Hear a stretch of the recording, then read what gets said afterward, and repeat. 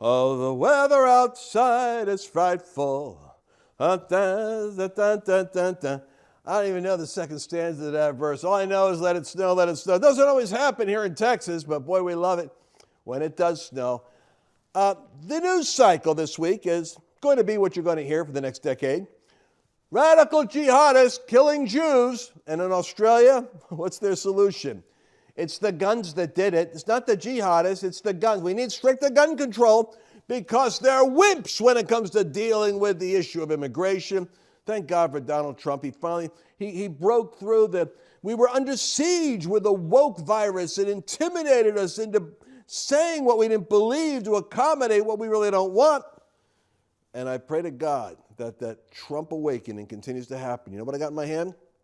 A piece of silver, because there's a Christmas silver giveaway right now. I want you to get free silver for Christmas. You claim one silver round for every round of investments. I don't know, you got to have like $5,000 to throw at it. But hey, here's the reality. The silver's mine and the gold is mine. The prophet Haggai said, I can't believe it's gone up 200% in the last 2 years, just silver. And silver, by the way, is like, a small enough denomination so you could start to invest. If you missed the gold rush from 2,000 to 4,000, and who knows if it's not going to keep going, get in on the silver. Lance is telling you, talk to the experts. Go to lancewallnau.com/gold.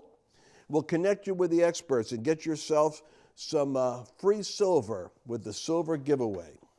All right, lancewallnau.com/gold. Let's get into today's show. All right, ladies and gentlemen, welcome to the Lance Wallnau Show. We're continuing the show this year. Oh, I make a decision to do that, right? Train's still running. Trump's still there. I guess it's time for me to continue doing my broadcast, but every now and then I say, what's the use? Why should I continue doing this? Why should I continue doing it? The evil out there is still as pernicious and as magnified as ever. We got midterm lethargy in our ranks. I can't believe how the average conservative, the average Christian, the average American owes so much to you who bear the burden of what's going on in the world and praying about it with eyes wide open, seeing the evil and I wish and I pray, and you can help me maybe, you could pray for me. I pray that God will give to me a greater megaphone this year, not to be heard, not to be famous, but to have an impact on the minds and the hearts and the thoughts of people. Because I hate it when I see multitudes coming under the hypnotic spell of narratives that I know are cooked up by hell and confusing our people.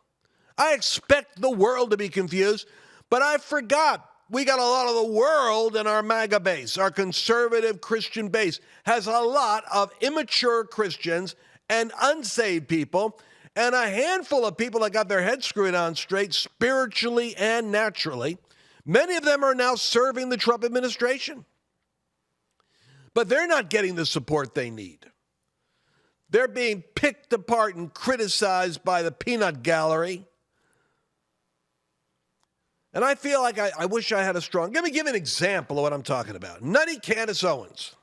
Why the heck does Candace Owens, self-serving little Candace, who couldn't get along with PragerU and left it, couldn't get along with Daily Wire, left it, couldn't get along with Turning Point, left it, and establishes her own little megaphone, like the narcissist that she is, she goes off with her own opinion in a very seductive, powerful, cult-like, hypnotic way that requires a little bit of discerning so you don't get absorbed in the universe of these people.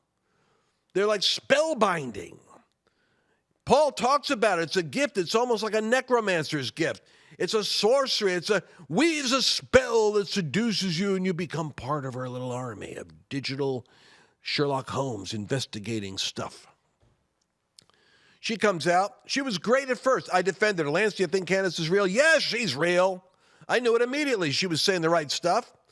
But I didn't know the depth of her character or her spirituality. And folks, The devil barters with people's souls as they go up the mountains. And if you aren't rooted and grounded in Christ, or if you aren't really dedicated, you could be bought off and not even know it. Bought off by your ego, bought off by money, bought off by a dozen things that compromise what God actually gifted and gave you the talent to do.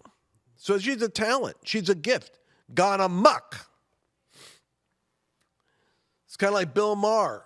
I don't know what's wrong with us. And we're like little lapdog. Every time Bill Maher says something we like, we show it. Like even Bill Maher said it. But 90% of the time, he's saying stupid stuff. It's a gift gone wrong. Because it's not submitted to the God that gave the gift. Anyway, back to Candace. So she's with, I knew she went off when she went after Macron's wife. Who in the world goes from the battle of conservative ideas with the black community with leading Brexit and as though that battle isn't still on, hot and heavy? You got Crockett, you got the 3 out of 4 prosecutors trying to lock Trump up. You got all kinds of opportunity. Then she goes after the genitals of the First Lady of France. I knew the moment that you focus on the genitals of the First Lady, you're off track. How did I know it? And most of the other Christian audience, conservative audience, didn't. Well, that's where you get spellbound. I think that Macron's wife's actually a man. I think it's a man, and I think he was the teacher that seduced Emmanuel Macron when he was 13 years old. They met. By 15, they were in a love affair. And then he went through, and so the point is, okay, is that the most important thing? Is that really the hill I'm going to die on? That's what you're going to use your clout. Build an audience off of that. You've got a weird audience. An audience that is into conspiracies at a grand level that are taking you nowhere. Anyway, when Charlie died and she came out with her it's going to be the Turning Point staff. It's going to be Mickey McCoy. It's going to be McCoy. It's going to be Frank Turek. These are people I know. These are there's no one squeakier clean than evangelicals working in conservative political causes. I mean, they're the most perfectly righteous people you ever run into because of the scrutiny they give each other. And it was Charlie's mentors, Jack Hibbs, Rob McCoy, and she's going after them because, and then going after the staff as though they were part of the conspiracy to kill their best friend. It's like the disciples killed Jesus. That's her theory. The disciples killed Jesus. Judas is a false flag. It was actually Peter, James, and John. They're the ones that did. Mary, whoa, she's grieving in a weird way. Understand how stupid this is? People listening to Candace Owens. Then I'm not. I refuse to because I got enough discerning when she was going after the First Lady's genitals in France. I said, she's off.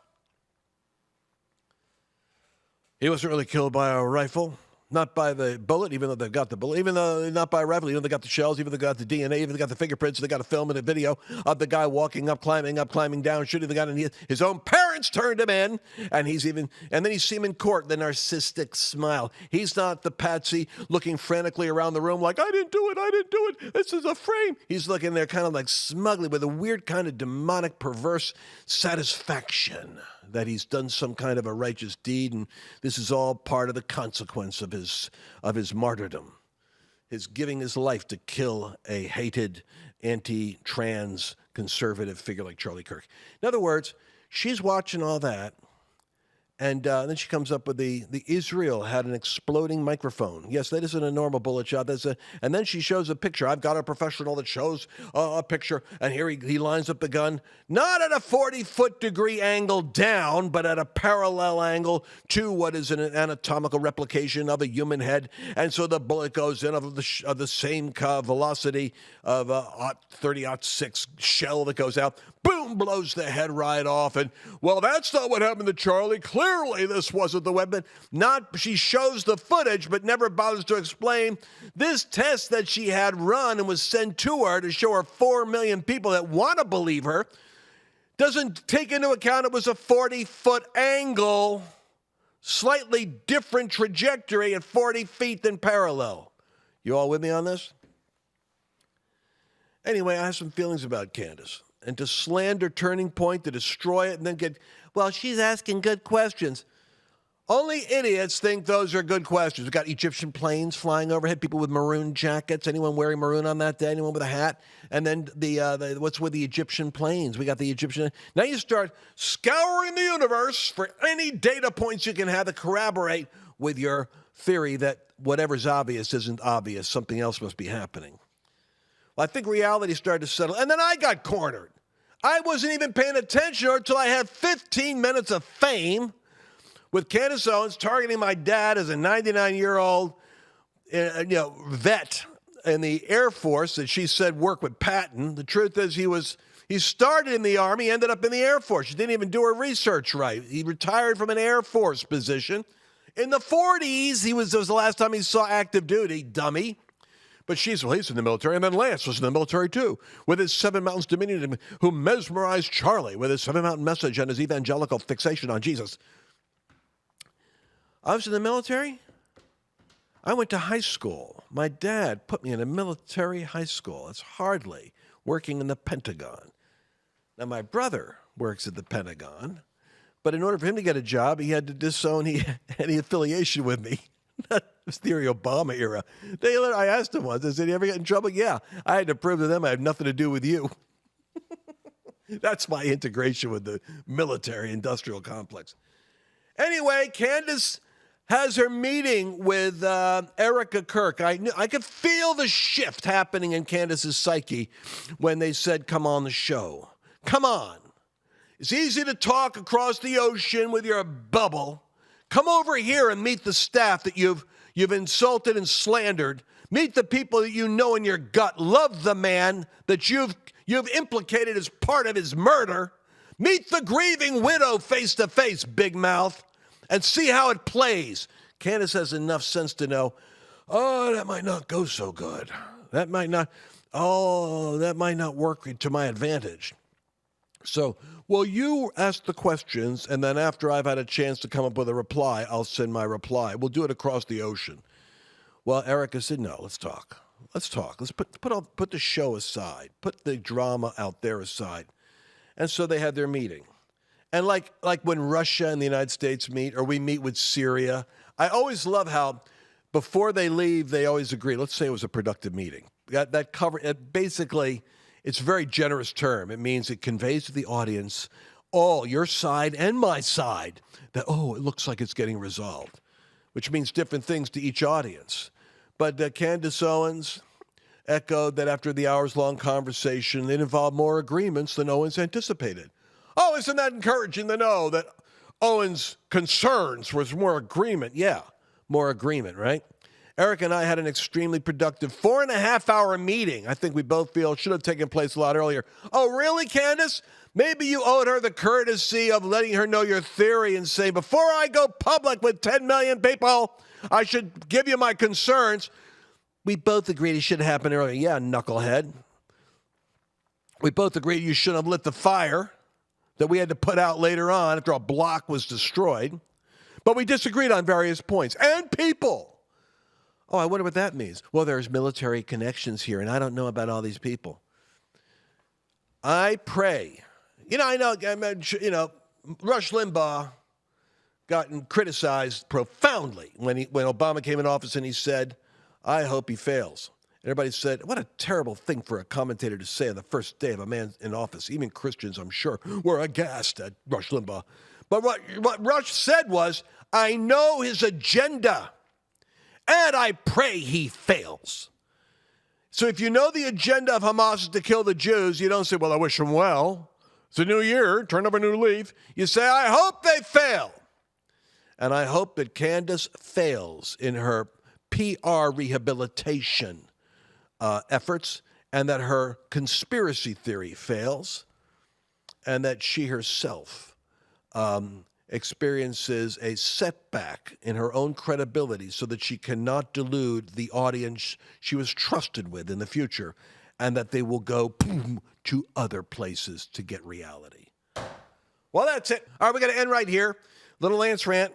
But don't cut off that last part that I said, that I really do hope she fails. I hope she fails miserably, and that her folly is seen by everyone.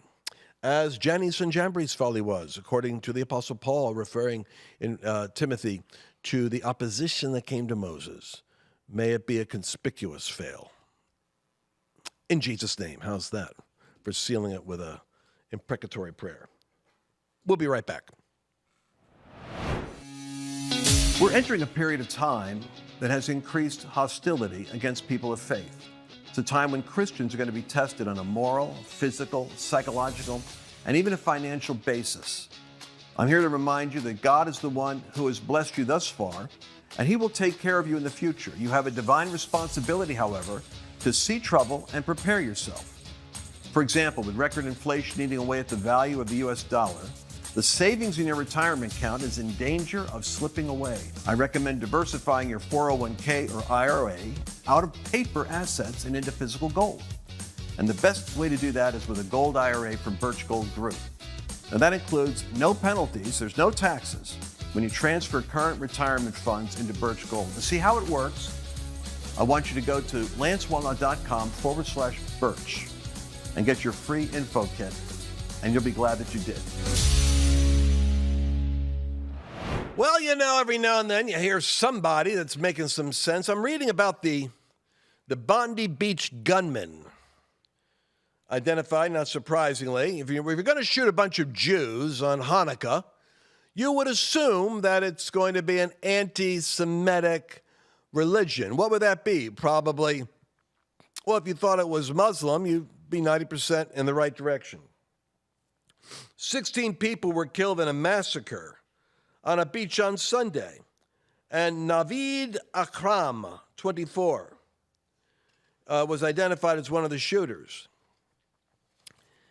I think we have a segment I want to play real quick, if you guys have it, that represents, this is an Australian of the Trumpian style who finally says, look, I think we've had enough of this. And boy, do they need more of this in Australia. I want their names because we have had a tradition of toleration. These people are not tolerating us. So you won't tolerate us, we want you out of this country, right? Because this country is fed up with your, we must be nice to everybody. Well, I'm not particularly nice to people that crossed the border, invaded another country and murdered over 1,200 people. Tick the boxes. Do they have democracy? Do they have rule of law? Do they have Christianity or some similar belief system? Do they have egalitarian traditions? Do they have industrial awards? Now, if they don't tick the boxes, they don't come here. If you have anti-Australian sentiments, then get the hell out of my country. Well, you know, he's right. They ought to tick the box. Are you coming from a country that has a tolerance for democracy, that has industrialization? Why are you coming here? Are you coming here legally or illegally? These people are not tolerating us. If you don't tolerate us, I want you out of the country. I honestly think the majority of Americans would agree with that. They just don't know how their country's been taken over and invaded. They don't understand how the Democrats and the complicit Republicans allowed the borders to be open so that 10, 20, 30 million people came in. I think 81% of Somalians that came to the United States are on government assistance. You're paying for them while they're getting billions of dollars through the rackets being run in Minnesota by the politicians. The more Americans hear about this, the more outraged they're going to be. But it shouldn't surprise you that an Australian terror gang, 16 dead, including his sonman, and here's the weird part, talking about family values, this is the father and son duo. That's kind of shocking. I mean, this is the worst part of the news cycle this week was Rob Reiner and his wife killed by their own son, and then a father-son killing machine that took out the lives of innocent Jews celebrating Hanukkah in Australia. And true to the stupidity, the rabid, feckless, weak, woke condition of the government in Australia, they said, their leadership came down hard and said, we will not tolerate poor vetting of guns in the future.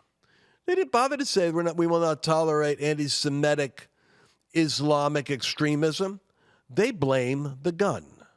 We're going to crack down on guns. Well, these people were legal owners. See, the problem with Islam is that the people that can get the hunting rifle and the other assault rifles legally are not irrational. They actually have a political and religious strategy. It's a system in their head. The thing that people miss about Islam, then I'm going to move on to another subject. I want to talk about the Reiner catastrophe, disaster.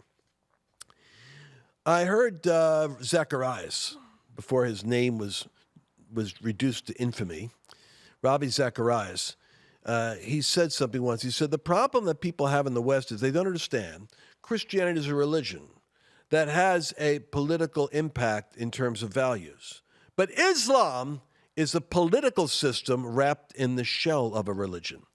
To be a political system wrapped in the shell of a religion means that you're bringing into your country people that fundamentally want to alter your country, your democracy, your system of government, to create its own competing Sharia law courts, its own Muslim schools, its own city council, to have multiple wives, to proliferate multiple children, to create dependencies. In other words, they have a seven-mountain strategy. I actually read, someone showed me the seven-mountain evangelist for Islam, that this is our strategy for taking over the family mountain, the establishing mosques all throughout the United States, entering into our own education influence within the secular school system and our own schools, to get our people elected into government, to control the narrative in media, to be able to produce pro-entertainment and imaging, and then to be able to have Sharia business or Islam business start to dominate the West. They know how to do it. So at least 40 people remain hospitalized. And, of course, what's the news telling you in Australia? We need to crack down on gun licenses. That's the wrong solution. That's why I like to hear that guy from Sydney, I guess with the hat on, talking like he was a Texan. All right. The hero you didn't hear about. Let's play cut 9 real quick. My dear father, Reuven Morrison, was shot dead for being Jewish at a Hanukkah event on Bondi Beach. He had jumped up the second the shooting started. He managed to throw bricks. He was screaming at the terrorist and protecting his community. He was shot dead. If there was one way for him to go on this earth, it would be fighting a terrorist. There was no other way he would be taken from us. He went down fighting, protecting the people he loved the most. And is that in his character? That is something that he would have done, run into danger? Yes. He's not one to lie down. He is one to run towards danger. And when you saw that footage of your father, what did you think of him performing those acts of heroism? That's him. That's my dad, as I called him. My tati in Yiddish. That was him. Everyone that knew him knew the incredible man that was just too big for this world. The light that he added, his absolute immense and endless generosity, his sense of humor. He was just the most incredible person. Who has failed you and your family and your father? The Australian government, absolutely. They've had the warning signs for so long.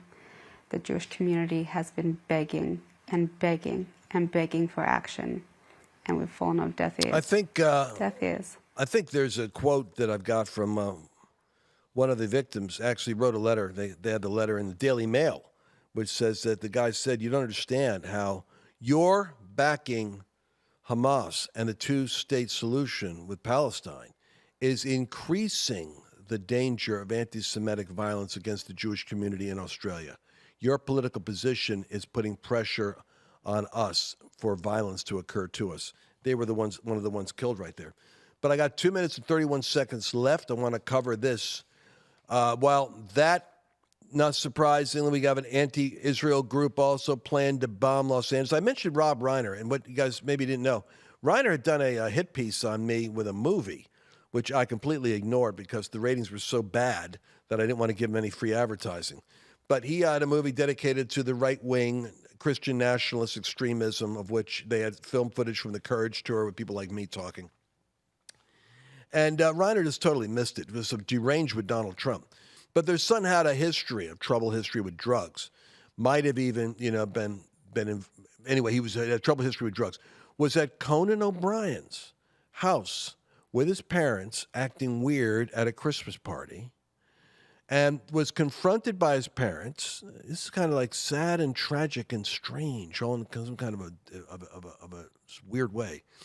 His parents confronted him at the party, had an argument with him, probably saying you're acting weird because the kid was walking around. Someone said, asking everyone, "Are you famous?" Or "How about you? Are you famous?" It was kind of embarrassing and kind of nutty.